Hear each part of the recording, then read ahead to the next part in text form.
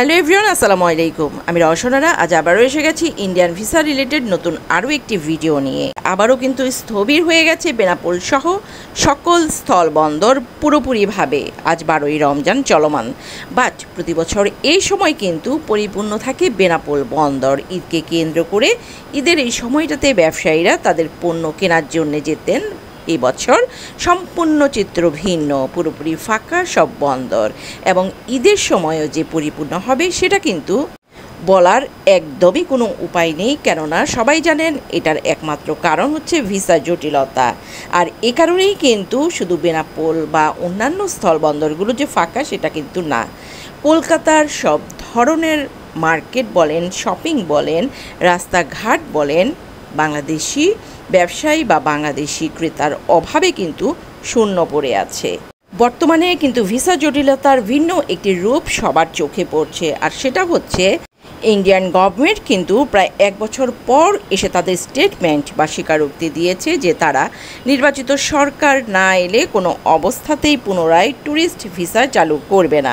সুতরাং এই মুহূর্তে ট্যুরিস্ট ভিসার ভাবনা কিন্তু আমাদের মাথা থেকে একদমই ঝেড়ে ফেলতে হবে।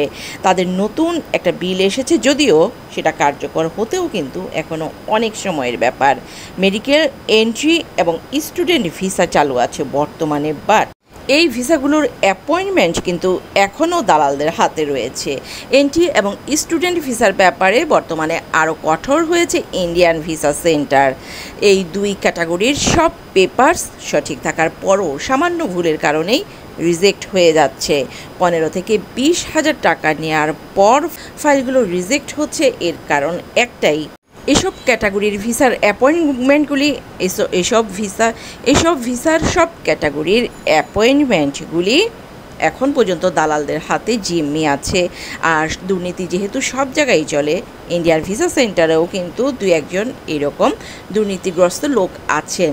তারা মিলিতভাবে আপনাদের কাছ থেকে 15 থেকে 20,000 টাকার বিনিময়ে ভিসা পাইয়ে দেওয়ার কথা বলে টাকা নিচ্ছেন এবং খুব চালাকি করে আপনাদের বোকা বানিয়ে হয়তোবা ভিসা সেন্টারের ভিতরে কোনো না কোনোভাবে আপনাদের ফিঙ্গার প্রিন্ট সহ যাবতীয় যে ফর্মালিটি আছে সেটা করিয়ে নিচ্ছেন। 2 থেকে 3 দিন পর আপনার কাছে ফোন আসছে এবং আপনি গিয়ে খালি পাসপোর্টই নিয়ে আসতে হচ্ছে।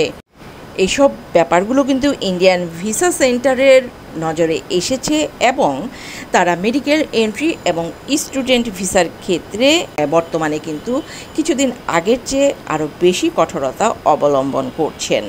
এদিকে ভারতের পররাষ্ট্র মন্ত্রণালয়ের মুখপাত্রের বিভিন্ন সময়ের মন্তব্যকে অযাচিত মনে করছে বাংলাদেশ পররাষ্ট্র মন্ত্রণালয়। আজ বৃহস্পতিবার মানে 13ই মার্চ সাপ্তাহিক প্রেস ব্রিফিংয়ে পররাষ্ট্র মন্ত্রণালয়ের জনকূটনীতি অনুবিভাগের মহাপরিচালক মোহাম্মদ রফিকুল আলম একথা জানান।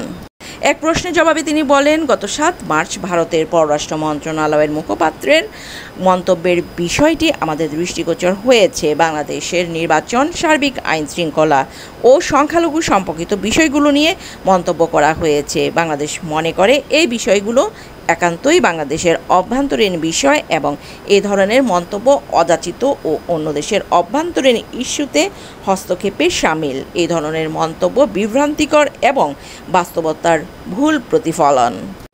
বাংলাদেশ সব দেশের সার্বভৌমত্ব, আঞ্চলিক অখণ্ডতা এবং অভ্যন্তরীণ বিষয়ে হস্তক্ষেপ না করার নীতিতে দৃঢ়ভাবে বিশ্বাস করে। পারস্পরিক শ্রদ্ধা, বিশ্বাস এবং বোঝাপড়ার ভিত্তিতে ভারতের সঙ্গে বন্ধুত্বপূর্ণ এবং গঠনমূলক সম্পর্ক গড়ে তোলার জন্য বাংলাদেশ প্রতিশ্রুতিবদ্ধ। সেই দৃষ্টিকোণ থেকে আমরা আশা করি যে ভারত সরকারের সংশ্লিষ্ট কর্তৃপক্ষ এই ধরনের মন্তব্যের পুনরাবৃত্তি রোধে প্রয়োজনীয় পদক্ষেপ নেবেন। ভালো থাকবেন সবাই, আল্লাহ হাফেজ।